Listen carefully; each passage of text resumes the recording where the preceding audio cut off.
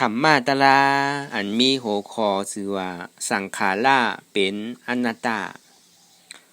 ข้อไว้มือเหลิน8ปัทมาลองหาคำปีพุทธศาสนา2เหง5ปาก64ว่าปีคริสต์วันพัดตีเก่าเดือนจุนดายปี2เหง20ข้อไว้ที่วัดอนัตตาวิปัสสนากรรมฐานกัดกู่เว้งตนตี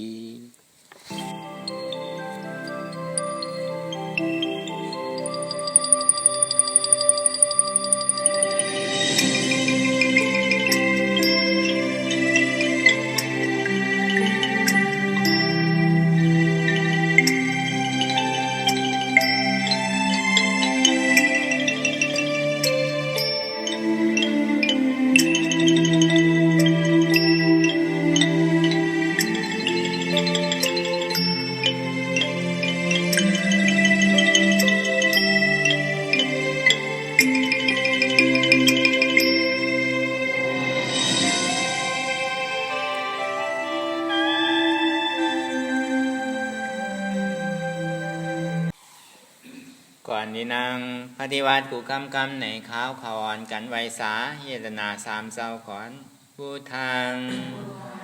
ตีผู้ทาเจ้านั้นผู้เจมีเฮาคาไวคาอ๋อธรรมังตีธรรมนาตาเจ้านั้นผู้เจมีเฮาคาไวคาอ๋อสังฆังที่อาริยา8เจ้านั้นผู้เจมีเฮาคาไวคาอ๋อต่อสื่อการในเฮาดีไรดูคันธาเปิงดีพระราตราสังฆาขวัญผู้ทางกาดีคันธาหาเปิงปีแงมในดูตานเจ้าธรรมังกาดี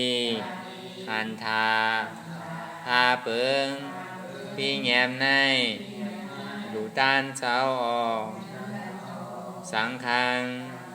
กาดีคันธาหาเปิงปีแงมในดูตานเจ้าต่อสื่อการในเฮาดีไรกันตัวอาริยาเจ้าเขากูเจ้าก่อนในโนลงตีปืนเยาวาซ้อมอาริยาเจ้ากูเจ้าค่ะในยามมือไหลก็ดีอันข้าวหูเสแลตั้งการลง3เบิงไหลวนพิษไหลลาดพิษไหลเฮ็ดพิษมาเจอนั้นแค้นต่อปลดปล่อยวางคว้างปั่นข้าวเขาอย่าให้เป็นอันตรายลงอันเฮตาบมากโพนีปานนั้นสกรรมติคานอสาธุสาธุสาธุ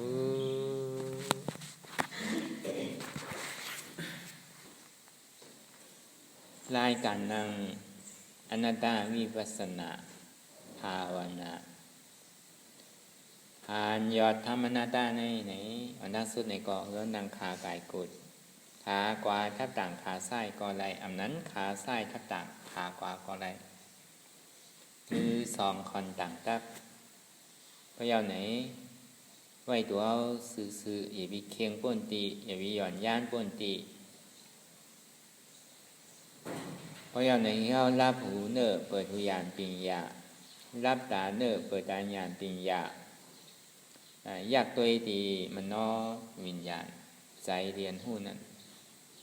อะไรเสียนั้นในที่มันปอเกิดขึ้นมานั่นในเขาปอหมอวนบางแก้ตาตีใจอันหูนั่นคุยกาวตั้งไปหันเจ็บไปหันทุกข้าไปป่องใส่เนื้ออนัตตาเดือเกาะตัวลมตัวใจเขาออกอ่อนตั้ง ถ ถอยใจเข้ายาวยาวยาวเกาะถอยใจออกยาวยาวถอยใจเข้าลึกๆยาวเกาะถอยใจออกลึกๆถอยใจเข้าเกิดถอยใจออกตายเกิดตายถอยใจเข้าเป็นถอยใจออกลูกเป็นลูกปองเกิดเวียบตายนะ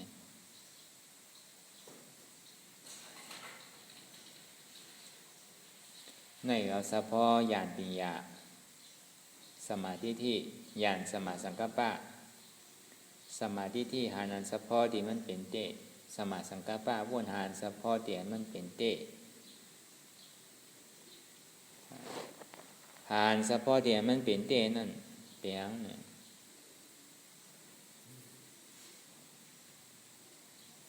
หาที่มันเป็นอนัตตาหันสติปอหันสะพอเตียมันเป็นเตหันสังเนี่ยหันอนัตตาตัดสังไหนตัดอัตตาถึงสังไหนถึงกว่าที่เป็นอนัตตาปฏิวัติหาอนัตตาหันอนัตตาตัดอัตตาถึงกว่าที่เป็นอนัตตาในห้องว่าหาหันตัดถึงอันนั้นก็หาหันแตบออด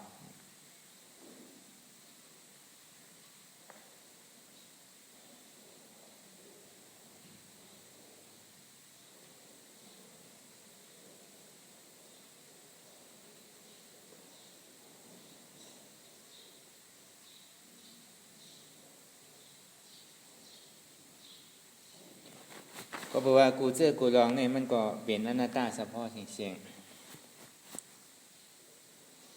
ก็แปลว่ามันเป็นเย้าลู่กว่าเกิดเย้าตายกว่าเหมือนอย่างว่าเกิดมาเนี่ยเคยเกิดก็กลายที่ได้เกิด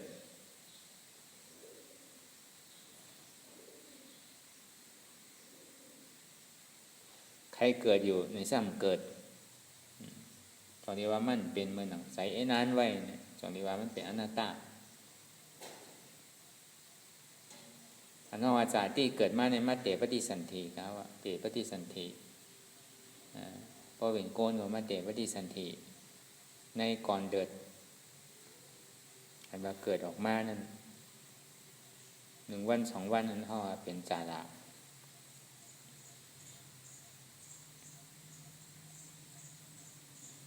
ก็ในพอสันเทป้ามาเต็มโทนยาวเนี่ยเอาถึงขิงข้าวยามมาเนี่ยก็ใครเกิดก็กลายดีเลยเกิดมันก็อุปเปิงไรมาพอขิงข้าวยามมันมาเนี่ยป้าถึงข้าวยามมาถึงยาวเนี่ยใครเกิดก็ซ้ำเกิดเนี่ยมันก็ว่าการเกิดออกมาตีต้องนั่นเนี่ยก็มันก็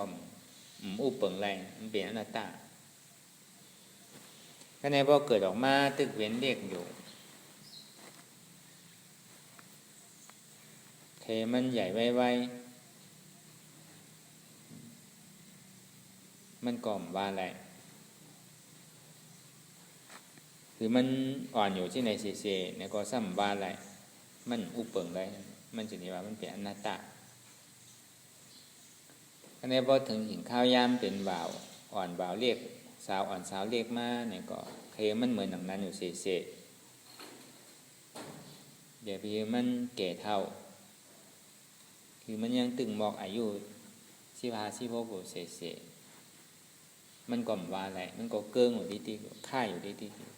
จอนี้ว่ามันก็เป็นอนัตตามันอุปเปิงไรถึงหญิงข้าวยามปฐมาอยู่จุติยาอยู่ตติยาอยู่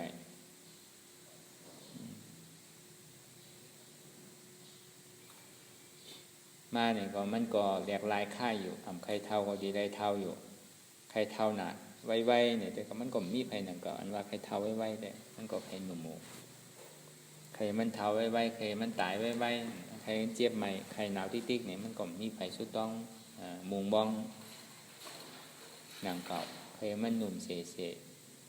อันว่าใครเท่าอันว่านั้นมีใครเท่าโอ้เท่ากันอย่างวิเท่านี่ก็บ้าไรมันก็เกิงอยู่ดิก็กลายเป็นได้เท่ากว่าถึงขิงข้าวยามเนี่ย ใครเจ็บใครไม่ใครใครหนาวเนี่ยก็ไปพร้อมเด้อลองการเจ็บไม่ใครหนาวเนี่ยไปใครทบเด้อมันก่อมว่าอะไรปองใครมาเนี่ยก็มันมาในกูเจอกูลองมากูตีกูตั้งมันก่อมพ้องงำมันอะไรนั่นก็มันก็เป็นอนัตตาเมื่อมันเจ็บห้าวแห้งเกิดขึ้นมานั่นใครตายน่ะเนี่ยก็ซ้ำไปถึงขิงข้าวยามมันก่อมจังตายเด้อนั่นก็จังที่ว่ามันอุบเปิงไรยังตึกมวลเปลี่ยวเซ่อย่ำไปคาอะไรยังมีตั้งไม่ใจอยู่ไหลเจอไหลรองไปใครตายเด้อเนี่ยก็พอถึงข้าวยามันมาเนี่ยก็มันก่อมยาอะไรก็การดีได้ตายมันป้วนดองตั้งตายเลยเนี่ยพอมาวนตัวดีๆเนี่ยมันเป็นอนัตตาเสียงอ่านว่าอัตตานั่นบอกว่าอุปเปิงไรอนัตตาในสภาวะมันอุปเปิงไรก็แปลว่ามันแดกลายค่ายเป็นหนังเหมือนใจเฮาเอ็นอ่านไว้จอนดีว่ามันอุปเปิงไรมันเป็นอนัตตาไงจอนดีว่าหาคือมันก็หายาวเนี่ยคือมันหันหาดีมันเป็นอนัตตาอย่างกูเจอกูลองพอหมอไว้วางใส่พอหมอมีญาณปิญญาผู้หันตันจอมมันตั้งแต่ตัวเฮานั่นแหละสังอันมันหมานแม่นเหลือเปิ้นนั่นอันนั้นก็ก้นหิมห่อมานั่นแหละสังอันมันหมานแม่นเหลือเปิ้นที่เฮาหันอยู่เฉยๆกระจวนเฮาฮู้มื่นตาด้วยโลกมื่นตาเกิดมาในโลกรอบกายนั่นแหละเฮาก็หันมาตัวเฮาก็หันมาก้นหิมห่อมาเฮาก็หันมาว่าพ่อแม่พี่น้องเสื้อคือธรรมะมีเสยแต่ก็เฮาทั้งเสียงคนหิมห่อสำใจกันแหละเป็นสังมันมีภัยตาที่อุปเปิงพองมันได้ถึงขิงข้าวย่ำไปใช้ข้าวย่ำโดดตายก็โดดได้ตายอยู่จอนที่ว่ากูเจอกูลองเนี่ยมันเปลี่ยนนี่เขาอยู่เสียๆมันเปลี่ยนหน้าตาอยู่แล้วแล้วก็ซ้ำขึ้นเอาหยาดยาวตัวดีๆว่ามันเป็นอัตตาเป็นอนัตตาอัตตาเนี่ยมันถูกดีอุปเปิงไรก็การซ้ำใจก็เพราะว่ามันเป็นอนัตตามันอุปเปิงไรนั่นมันจะที่ห้องมันเป็นอนัตตาอันนี้พอเขาว่าแจกโกนเหมือนหนังสัตวาก็หนังนั้นหนังเก่าเมื่อตึงหันตึงเกิดอยู่ปฏิสันติอยู่เนี่ยค่อยๆเรียกค่อยๆมีปีกมีหยังพอเป็นนกก็ค่อยๆมีหางมีสังหมอวินหมอกว่าเป็นวัวเป็นก้อยเป็นม้าเป็นแมวก็เมืองตึงเรียกอ่อนๆเนี่ยก็คือมันเรียกอ่อนๆเฉยๆก็มันเป็นไรหนังเก่ามันก็ค่อยๆใหญ่ค่อยๆใหญ่ขึ้นค่อยๆลงใหญ่ขึ้นที่สันนิบาตตัวหนังสัตวาทั้งหมดทั้งเซงเนี่ยก็มันก็เป็นอนัตตาก็ในตั้งแต่นำดินหินผาในเอาตาเนื้อตัวก็หันอยู่เมียวเตียนมีวิญญาณ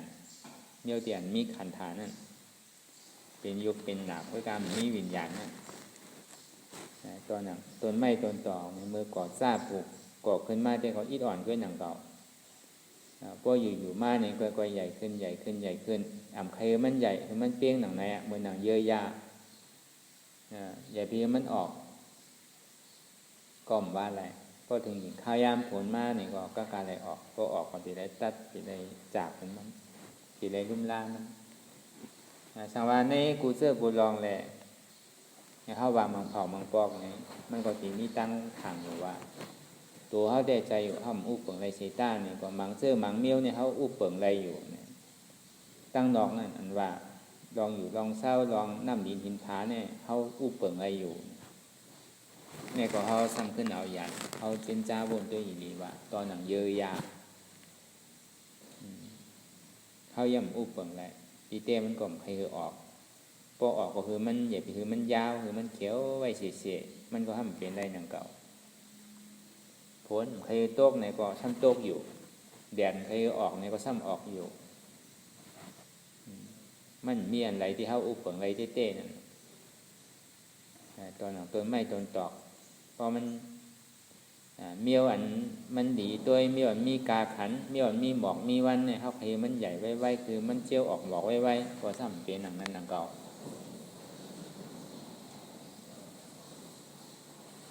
รหมอกตนหมอกข้างในอีบีมันใหญ่ป้นถึงเรียกอย่างไหนมังเมียวก็ไข่มันใหญ่ไว้มังเมียวก็อีบีคือมันใหญ่ป้นในพอมาวนด้วยดีๆเพราะว่ามันเป็นหนังกลางใส่เฮาว่ากลางใส่เฮาแค่เอ็นอันว่ามันอุปเปิงไรเนี่ยก็ถูกดีเมือหนังเฮาเอ็นอันอุปเปิงไรเสียงๆอยู่เว้ยกะห้ามเป็นหนังนั้นมันจอมใจเฮาไรอันกูเจอกูร้องตอนนั้นเฮายังจังตัวจังอย่างมันอยู่หนังเก่าจังตี้จังหยาบมันจังเฮ็ดอยู่หนังเก่าก้อยกาก็ซ้ำอุปเปิงมันได้มันก็แหลกลายไข่ติดต้องต้นไม้ก็แหลกลายไข่ติดตอนหนังใครหน้าสวนเจ้าไหนก็แหลกลายไข่ติดตอนหนังหอเอิ้นเจิ้นตังเจ้าไหนก็เมื่อเขาก่อจ้าเฮ็ดใหม่นี่ก็มันเกิดมันตังอยู่เต้ๆก่อนมอก5 ปี10 ปีป้อมลุ่มลามันแค่น่ะปีนึงก็พอเก่าเศร้าเว้ามองกว่ามันบ่เกิงมันเกิดขึ้นตั้งอยู่ย่อก็รู้กว่าทางมันย่อว่าเนี่ยพอมันเป็นเฉพาะอนัตตาเนี่ยมันดีเป็นเสื่องไหนเกิดขึ้นตั้งอยู่ย่อก็รู้กว่าก็กาตีเย้าเนี่ยก็มันก็เย้าดีว่าอนัตตาเสียงอันนี้เฮาว่าอย่างก็เย้าอยากผู้เจอผู้ลองเฮาดูป้าธรรมนามาธรรมนามาธรรมนี่มันเกี่ยวรองจิตใจดูป้าธรรมนี่มันเกี่ยวรองกับกายรวยอันที่เฮาหันเปลี่ยนเฮาเลยตุ้มเติดเฮาดูป้าธรรมนามาธรรมนั่นกับกายรวยใจเปลี่ยนเฮาฮู้ตอนหลังกูเจอกูลองก็มันเป็นเหมือนหนังเอ็นอันมันเป็นเหมือนหนังกลางใส่เฮาใครเป็นมันกว่าหังมันเฮ็ดหังมันอันใดอันนั้นเมี่ยวใดเมี่ยวนั่นต้นไม้ต้นตอกเยยาไว้ไม้ไว้เขียวน้ำดินหินผาไฟลมๆจังได๋มันก็เหตุการณ์ทางมันทางไผกินข้าวยามไหลออกก็ออกกินข้าวยามไหลแห้งก็แห้งกินข้าวมื้อกินข้าวยามกัดข้าวกัดเนี่ยก็โลกัดข้าวลมแห้งเนี่ยก็เป็นข้าวลมแห้งเนี่ยข้าวฝนเนี่ยก็สิได้เป็นข้าวฝนข้าวใหม่กันก็สิได้เป็นข้าวใหม่นี่ก็เฮาย่ำอุปเปิงไว้เฮาว่ากัดแขนต่างคือก็อุปเปิงไว้เดี๋ยวสิว่ามีเครื่องเพราะว่ามันใหม่มานี่แหละเอาไปไผบัดนี้ใจไผเนี่ยตัวแต่ปลายใดโซแก้บ่อนกันเดี๋ยวพวกออกกายเตียนนั่นเนี่ยซ้ำก็ขึ้นได้ภาพเหมือนเก่าขึ้นหนังเก่ามันเป็นเคิงกิริยาตาที่เฮ็ดให้เสื้อใจนึงปอกนึงกำตาที่เฮ็ดมันเป็นภาวะเมื่อหนังกลางใจนานนั่นเป็นไรมันเฮาว่าพอใหม่บนตีนี่เฮาเจอเนี่ยพอกัดเนี่ยเจอก็ใครยังกัดตั้งปีเนี่ยก็เป็นไรหนังเก่ากัดอันว่านั้นตึงเจอลาใครมันใหม่ฮ้อนหนูเสียก็ซ้ำเป็นไรหนังเก่าใครเป็นข้าวผลหนูเสียอีพีมันมีข้าวใหม่ข้าวกัดข้าวผลนี่เจอเนี่ยก็ซ้ำเป็นไรหนังเก่าในสภาวะพิงทุ่งกูเจอคือหลอกในโลกโลกาเนี่ยมันมีการเกิดขึ้นเสียต้าเนี่ยก็เหมือนมันตั้งอยู่ก้อยกรรมมันดีตั้งอยู่มอกาคืออันนี้มันเป็นไพ่ที่ให้ถึงเฮายึดว่ามันเป็นอัตตาเหมือนมันเกิดขึ้นแล้วรู้กว่าในเฮาตั้นจอมเอาอย่างปีอย่างหัวอันตั้นจอมมันไหลเพราะว่าเฮาติดอยู่ในอันการตั้งอยู่นั่นเพราะว่าเฮาใครคือสุขะอันเปี่ยวอันบนอันเสื้อเตียนทางหลีหางงามเตียนหวานหูหวานตา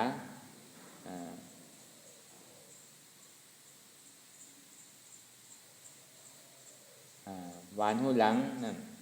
หวานซบหวานตัวหวานใจนั่นเฮาใครมันอยู่ถาวระอย่าไปมันกว่าใครมันตั้งอยู่เสะใครมันลู่ล่าเนี่ยเหมือนหนังก้นมีโอจากเงินค้ามีอำนาจเนี่ยก็นำนั้นนำเก่าเพราะเอาว่าลองก้นมันก็ใครเป็นคุณอยู่ต่อโจอาซักมันใครคืออันมันเป็นคุณนั้นลู่กว่าใครเป็นใหญ่ใครเป็นคุณอยู่เสะเพราะเมื่อไหร่มาเนี่ยอำนาจของมันสุดเสียงกว่าเย้าเนี่ยก็มันก็เป็นทุกข้าขันใสก็บอกว่ามันยุ่มยำว่าอำนาจเข้าของอกจางเงินคำมันนั่นเต็มทนอยู่เนี่ยพออยู่กึ่งกลางอะไรลูกกว่ากึ่งกลางอะไรท ถอยลงกว่าเครื่องก้างอะไรก่อยหายกว่านี่ได้ก็เป็นที่ใจอันดีเนี่ยเพราะว่ามันตีตัวไหนถ้าว่าเป็นก้นไหนแหละก็ในบอกเป็นผีก็หนังนั้นหนังเก่าอยู่ล่องสุกติเพราะว่าเมืองผีเนี่ยมันมีรองเท้าแก่หัวโฮซ่ามีห้องยายา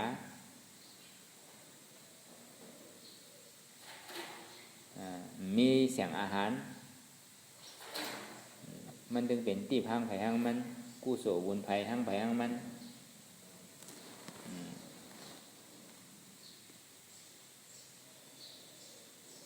จนที่ว่าเมื่อมันโจมอยู่ในสุขะอันพรดีกู้โสที่มันในเห็นไว้มันก็หลงตัวลืมชิงกว่าอยู่กึ่งกลางในโตกว่านี่ก็มันโตกว่าที่จ้าจองเป็นพีเนี่ยก็มันเฮ็ดถือว่าคือละ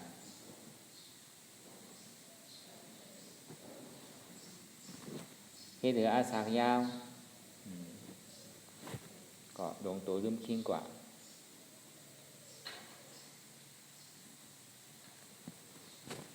ก็เนี่ยว่าเป็นสามนั่นก่อนหนังนั้นหนังเก่ามีก้นยิงมีก้นใจมันเกี่ยวรองใจนั้นร่อนๆเข้าอธิใจขอเข้ากับอาราใจเพียงกินปีที่โดแค่เพราะว่าผีเนี่ยมันยังกินหมางไหม้บางปุ่งที่มันก็เต้าเหมือนหนังเม็ดบางนานเพราะกินเอาอิ่มบางปอกวนมาใครกินเนี่ยเพราะมาอยู่ที่มือ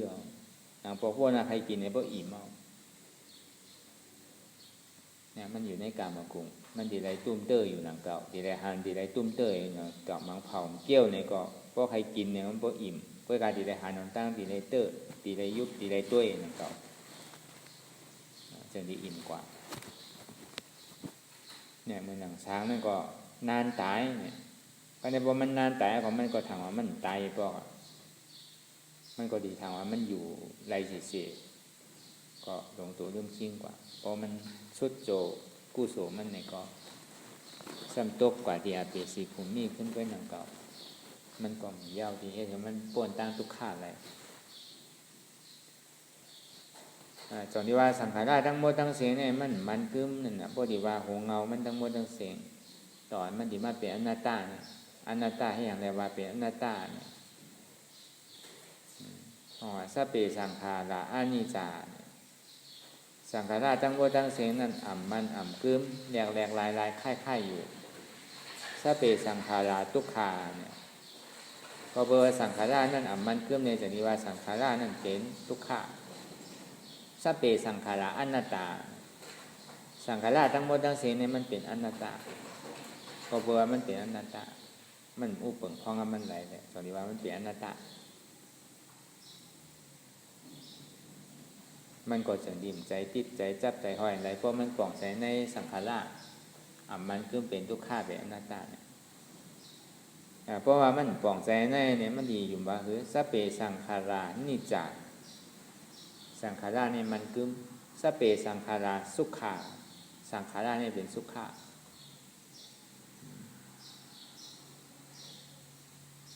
สเปสังขาราอัตตาสังขารเนี่ยเป็นอัตตาอุปเปิงพองมันเลยเสียงตอนหนังเป็นผีเป็นช้างก็เขาก็ทางว่าเขาดิ่มตายปอก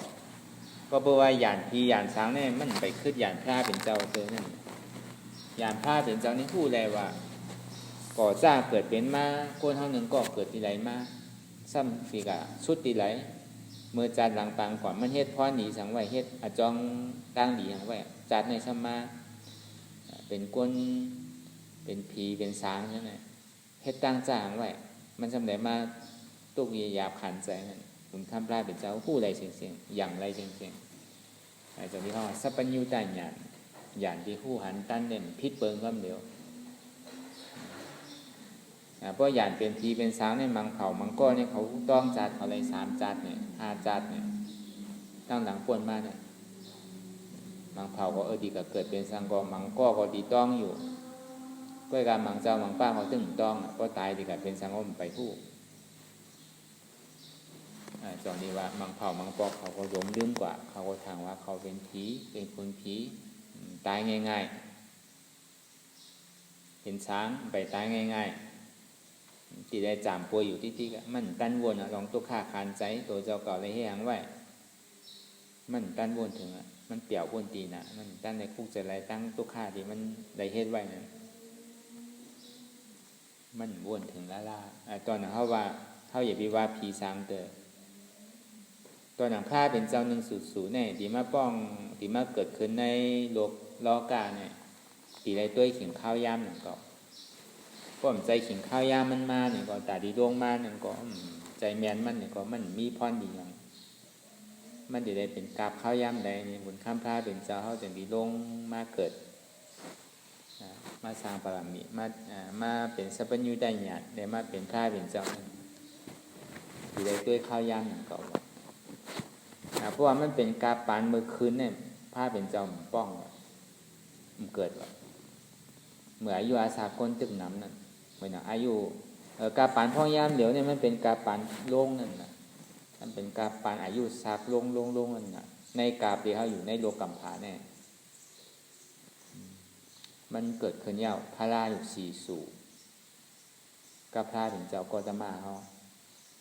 โลกยังเป็นโลกโลกาอันในอยู่หวยในอยู่ยาวก็สำเร็จเกิดขึ้นดังสู่หนึ่งพระอริยเมตไตรนะกาเป็นมาทางเนี่ยมันนะพอดีว่าเต้โลกโลกาที่เขาอยู่เมื่อเดียวเนี่ยได้ว่าพอเขาเกิดมาทบมาญาณนี่เต้ก็ได้ว่าเขากามดีเดือเปิลอยู่นั่นก็เขากามดีโดยเสียโลกาที่ป่นมานั่นก็ว่ามาทบญาพระสี่สู่มาป้องเกิดขึ้นในโลกโลกาเนี่ยอันเดียวกันยาก็หาสู่ที่มานั่นทางอริยเมตไตรเมื่อน่ะอายุพระเป็นเจ้าเฮาในกาบเฮาเนี่ยมันเป็นกาบลงกาบอายุอาศักนั่นปอดเพราะว่ากาบมันปอดเนี่ยอันนี้จะมันกึมมันหันดีเพราะว่าในการจ่าที่อันนี้จ้านั่นก็หันในการจ่าละเท่าเกณฑ์นั่นก็หันง่าย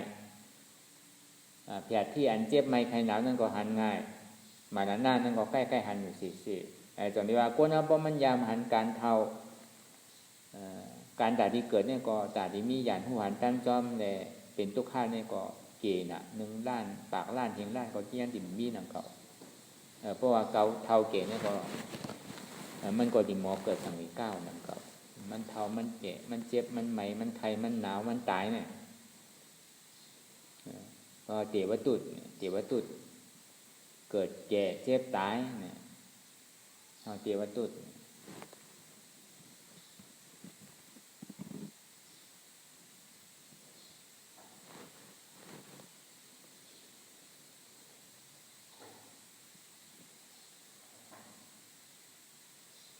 พอมันหาเนี่ยมันดีเกิดสังเวชตะลาพอสอนดองเนี่ยก็บอกว่าปึงอีเหลืออันไหนแหละเกิดที่เอาตะลาห่ออะไรนั่นนะเพราะว่ามันมีอันไหนในกอตานก้นดียุ่มได้มันยุ่มหนังเก่านะเพราะอายุว่าสักหลายใจยิ่งยาวไปเกาะ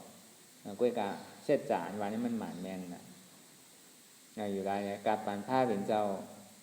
ทีได้เต้มันในมือกาปานผ้าเป็นเจ้ายังตึกเป็นเจ้าอิสระนั่นถูกทีได้เป็นพระยาวมันเข้าย่ำนั่นกล้วยกาอายุว่าสักหลายใจก้นยังตึกยาวอยู่ย่ำไปขุมพลเถอะเพราะว่ามันเจ้าเสียงเอาหนึ่งก็เกิดในเมืองผีกันเดียว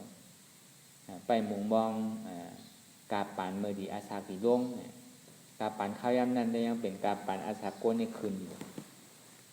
อาสาโกนคืนนี่เป็นอย่างไร1 ปากปีคืน1 ปี1 ปากปีคืน1 ปีต่อถึงอาสังไข่หาอ่านน้ำนักขับอะไรวะกับอายุอาสาโกนนั่นยาวหนากาปันเมื่ออายุอาศักยืนยาวนั่นขั้นดีกับห่อรองเกิดแก่เจ็บตายนั่นเป็นทุกข์เสียจ่ามันมีพยุม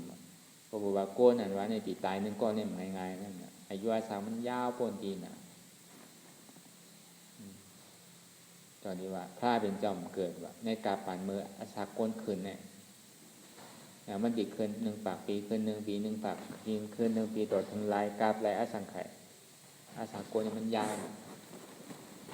กาปันผ้าเป็นเจ้าเนี่ยมันเป็นกาปันอาสักลงมันเป็นกาที่อายุปากเช้ามันเป็นกาพองน้ำอาสักลงเนี่ยมันผ้าเป็นเจ้าเด็กกว่า80 เว้นเขาส่วนมหาค่ำกว่าอายุ80 ว่าอะไรอยู่45ว่าก็เบอร์เป็นปัญญาที่ก้าก็การเอาสัตวามออกม้วนก้นรอดไหลขึ้นครึ่งนึงในก่อนกลางวันก็พอเขาฮัดเนี่ยก็เขาก็กินปลาก็ต้มมันก็เกิดอีกหนึ่งในสัตวะตั้งม้วนตั้งเสียงอะไรตั้งไว้ศาสนาหาเห็นว่าหาเห็นปีเนี่ยเขาเข้ามาในครึ่งไปหนังเนี่ยมันเป็นกาปานดียังมีคนยังมีปัญญาอยู่ในกาปานทนหนึ่งเจ้ายาห้านต่างตึงมีนำอยู่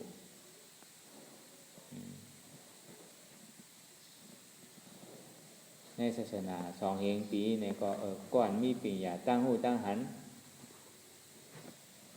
ในนำเพื่อกายาห้านต่างในเก๋กว่าถ้าในกาปัน2 เฮงต่อถึง3 เฮงเนี่ยก็ยังมีปัญญาอยู่กาปันที่มีปัญญาอยู่เพื่อกาตาดิหันหาอริยายาห้านต่างเนี่ยมันเก๋น่ะเพื่อการปัญญาได้มีนำเต็มทนอยู่เนี่ยมันดีกว่าไกวหย่อนลงดีๆต่อถึงพวกหายก่อนนั่นนะมันดิ่มหัน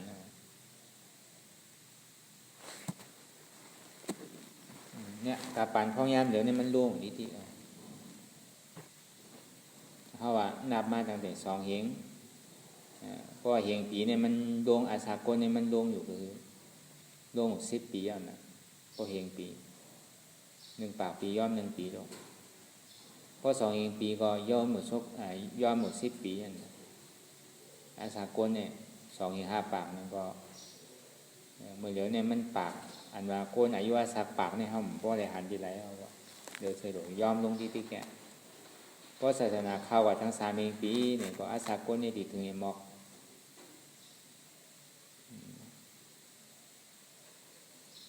90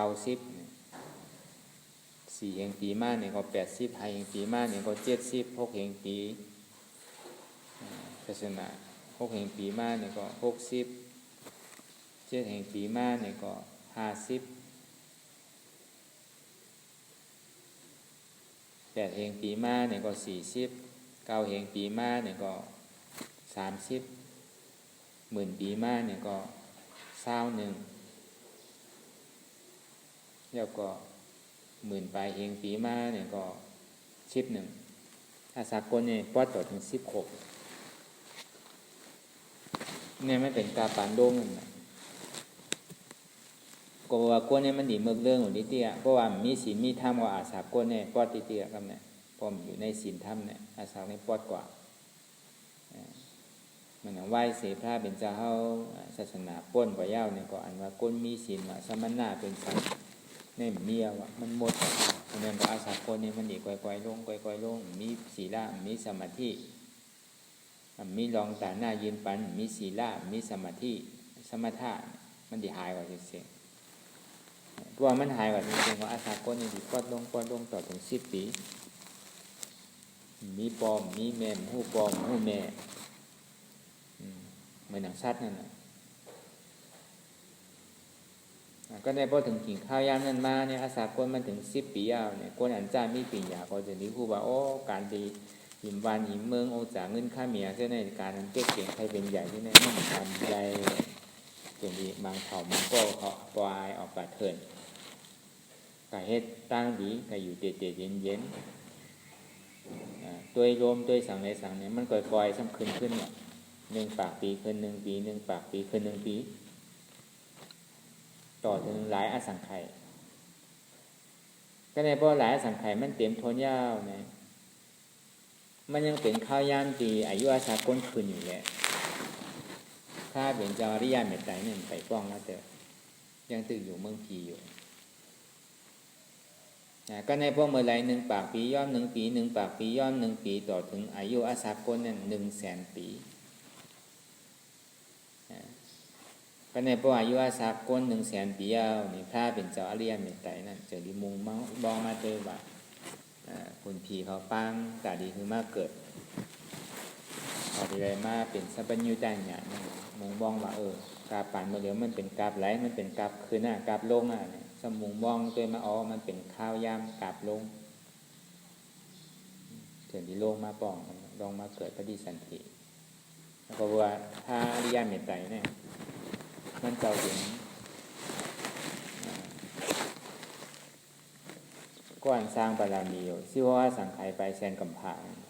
ที่ได้ว่าเป็นเจ้ามันพระเป็นเจ้านี่มันมี3มิ้ว3สูสถาธิกะที่ได้สร้างบารมีเสียสังไขไปแสนกำผาปัญญาธิกะนี่ที่ได้สร้างบารมีเสียสังไขไปแสนกำผาสถาธิกะนี่ที่ได้สร้างบารมีอยู่8อสังไขยไปแสนกัมภะวิริยาธิการในที่ได้สร้างบารมีอยู่ชื่อว่าสังไขยไปแสนกัมภะถ้าเป็นเจ้าก็อริยเมตไตรเนี่ยเป็นวิริยะวิริยะหาฐานในเหตุการณ์กว่านี้ที่ในข้าวตั้งชื่อว่าสังไขยไปแสนกัมภะแต่ที่มุงบ้องว่าถูกที่มากเกิดแล้วเนี่ยที่มากเกิดตอนหนังไรหันเทวทูตในจะว่าเป็นทีว่ามากหันไปนะกะจ้างด้วยกันเป็นราคา6 วันก็อะไรเป็นสัพพัญญูใต้เนี่ย6 วันเนี่ยขี่จ้างกว่าตอนหนังเมื่อกาพามเป็นเจ้าอริยเมตไตรนั้นอายุอาสาก้นเป็นแสนปีอันว่าก้นเทาก้นตายเพราะว่าก้นตายทีไรเนี่ยพวกเป็นป้อยเมื่อต้วยกันยามพันก้นตายเนี่ยกะต้วยเหมือนป้อยเหมือนล่ามอันก้นตายเนี่ยตอนหนังพระถึงจะเข้าอริยเมตไตรฟ้องไม่ย่อในอายุสาก้นแสนปีนั่นเป็นยังอ้ามกันนะลองก้นตายเนี่ยเพราะว่ามันนานนะอายุอาสานั่นแสนปีนั่นที่ยังว่าเป็นกราบลงเลยหนังเก่าย่ำว่าเป็นหลายล้านหลายกับเพราะข้าวยังนั้นแค่ให้น่ะตานก้นอีกปองใจนี่ก็ยาวตอนหนังเป็นปีเป็นสามนี่เขาแค่นกว่าไกลทั้งเราน้ำเกี่ยวมีไม่จำก้นยังก่อนนั้นหนังเก่ามันก็บอกว่ามันเป็นกราบโลงมันยังมีการตายการเกี่ยวก็การมันนานอยู่เซต้าเนี่ยก็ถ้าเป็นเจ้าเนี่ยวิทยาเหตุการณ์เอาวิทยาเป็นแห้งใหญ่สถาเป็นแห้งใหญ่เลยสัตวาทั้งหมดทั้งเสียงเนี่ยปีไรเถียงเปี้ยงกันเสียงว่ะอันว่าเถียงเปี้ยงกันเนี่ยมีว่ะการปั่นท่าเป็นเจ้าอริยเมตไตรนะควายสั่งกันว่ะก็หางดีก็หางดีเหมือนกันเสียงขาวก็ขาวเหมือนกันเสียงจันทานนั่นก็เหมือนกันเช่นๆมีควายกันพระพายเป็นเจ้าอริยเมตไตรปองมาในนี่ดีแล้วเอาช็อตเหนือสัตวาทั้งหมดทั้งเสียงเปลี่ยนเกิดมาในโลกโลกาเนี่ยมันเจ้าในดีช็อตออกมาเสียงว่านั้นเพราะในอัฏฐกถาว่าแต่ก็บอกว่าข้าวยามแต่ดีช็อตใจเวลาก็ทางใจยินดีก็บอกอายุอาสาโกเนี่ยมันนำนะถ้าเป็นเจ้าโคตมาเนี่ยสมาสาปอดที่ได้เกื้องก้างเหตุการณ์อยู่ที่ป้อมในขึ้นใดดื้อนั่นพอเจ้ามาเนี่ยกับตุ้งซ้อมเนี่ยผลกับชอดอยู่หน้าสตวะที่ได้กับชอดไผ่ที่ได้กับนั่นไผ่ป้อมมีเวลาข้าวยามดื้อปอกไม้ก็ถูกกับชอดไปกลางวันปอกคำมาเนี่ยก็วันหนังกลางวันเนี่ยก็แบบชอนวีน่าสัตวะภาพดูตันอุปโสอุปสิกาเขาไปเจ้าต่อถึงไปลาพวกคำมาเนี่ยสั่งสอนสวาก้าเขาพอไปคำป้วนเตียงว่าเนาเนี่ยเขาเป็นคนพีคนช้างเขามาถ่อมตะล่าข้าวยามเนี่ยมีอะไรหรือนะก็บอกว่าเป็นปัญญาธิการอายุอาสาหัมปอดน่ะเกื้องก้างเฮ็ดไว้ๆนั่นเนี่ยว่าเป็นวิทยาธิการสถานธิการในร้อยกว่าไหลตอนหนังที่เอานี่ป่าเนี่ยก็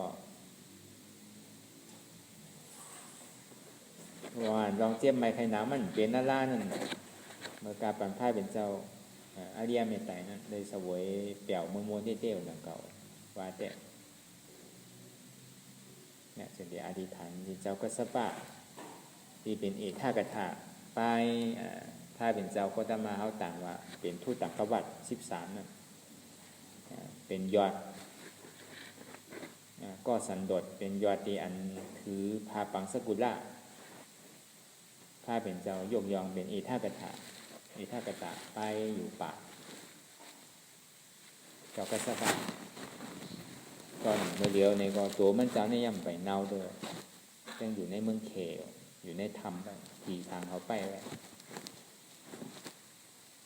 พวกเมื่อไรพระเป็นเจ้าอริยเมตไตรที่เอานี่ป่านไม่ยาวเนี่ยมันเจ้าอย่างที่อธิษฐานนี่แหละขอนันดีเจ้ากัสปานมันดีคืนมาจูดีผ่ามือพระเป็นเจ้าอริยเมตไตรเอาก็ตีลูกเป็นไพ่ก็ลูกเป็นไพ่เอาก็พระอริยเมตไตรนั่นเนี่ยก็เจ็บไม่ใครๆในหนาวต่อถึงก็เอานี่ป่านเพราะว่ามันมีกรรมกันไว้มีกรรมอะไรที่ทางกันไว้นั่น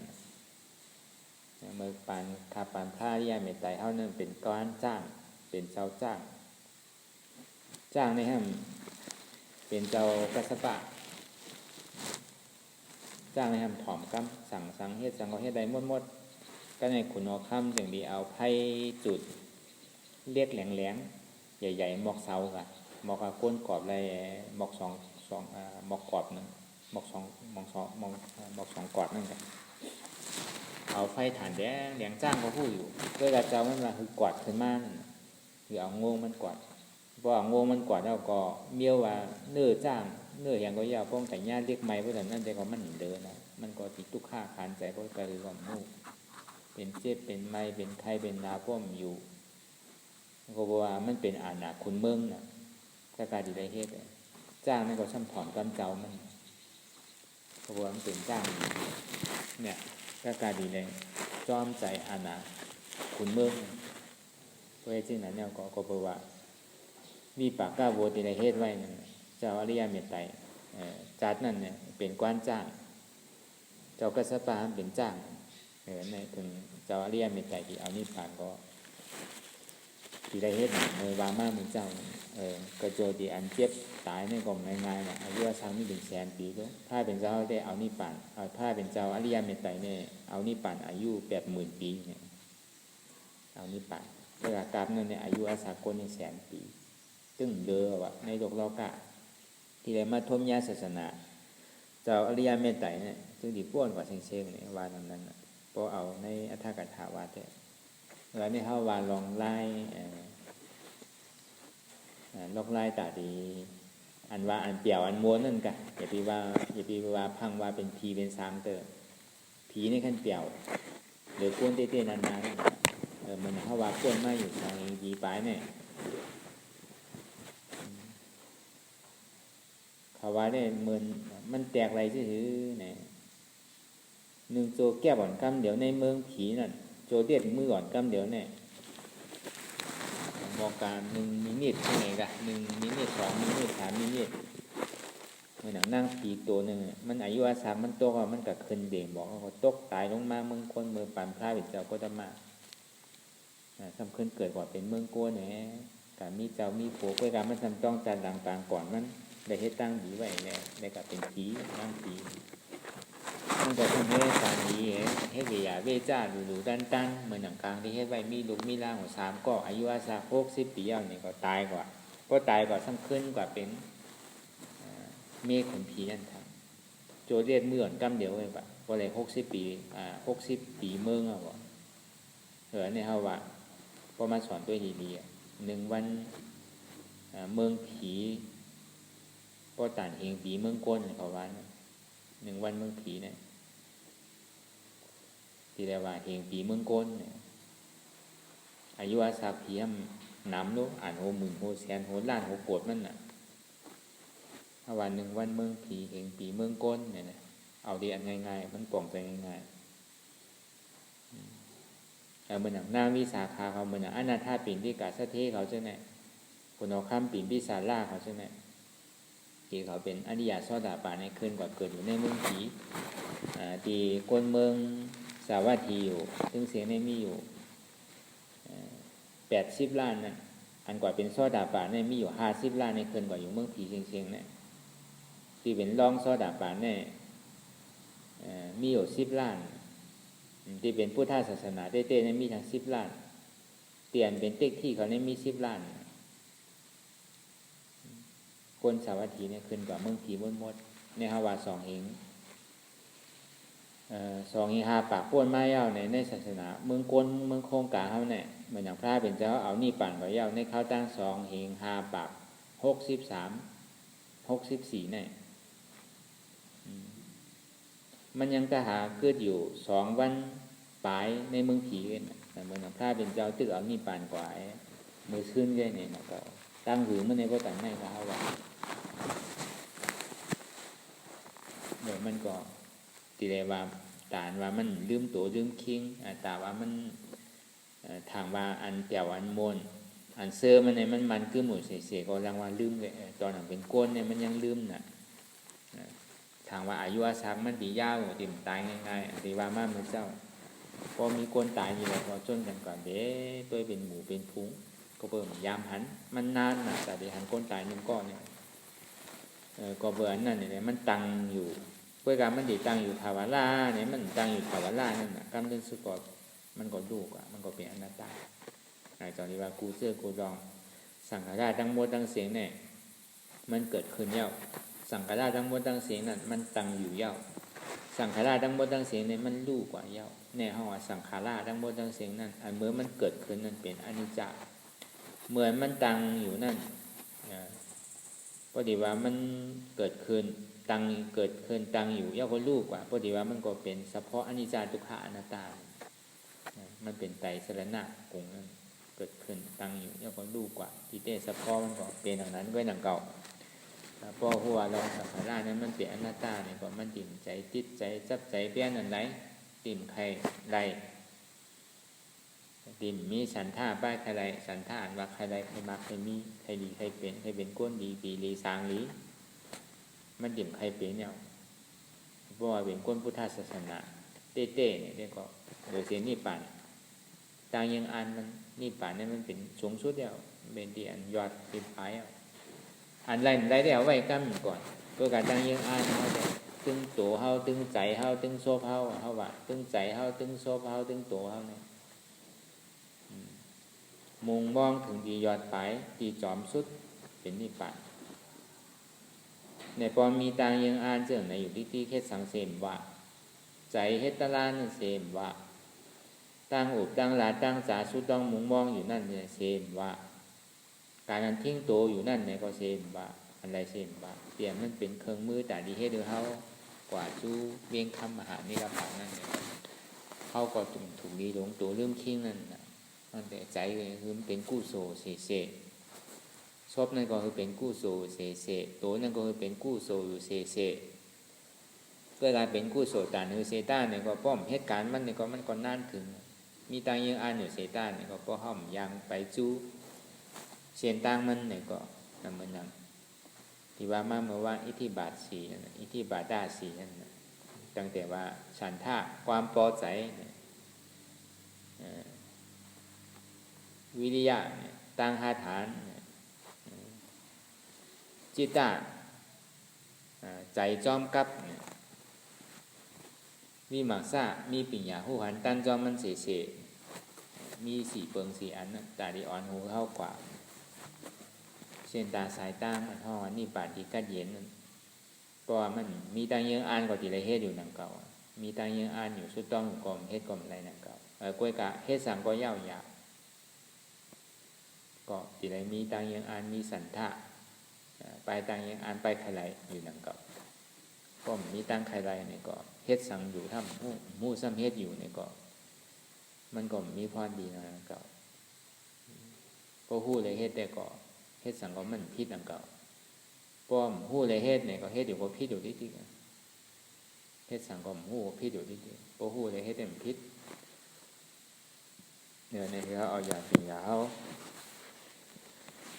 วนยาวๆเขายามหึงอย่าไปว่าไพ่อย่าไปว่าเทิงหันวนหันถึงมันเพ่งเพ่งกันกว่าเนี่ยวนต่อถึงเจ็บนั่นป้อสุดเซงเกียงหายกว่าวนต่อถึงทุกข้านั่นป้อสุดเซงเกียงหายกว่าตัดต่อถึงอัตตานั่นป้อตกพุทธขัดกว่าอันใดที่มันป้อเกิดขึ้นมานั่นเนี่ยก็เราป้อหมอวนวาง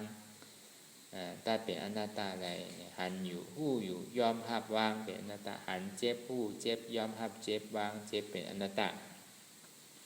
หันทุกข้าหู้ทุกข้ายอมหับทุกข้าวางทุกข้านั่นเป็นอนัตตาว่าอ่ำใจโตเก๋าอ่ำใจเก๋าอ่ำใจเจ็บเก๋ามันเป็นอนัตตาก็บอกว่าตัวเขากว่าดีอันดีทำอันว่านันตลาอันว่านันตีมันปกเกิดขึ้นมาตั้งหลายเสมว่าคือเขาหมู่หลวงหมอปากแปด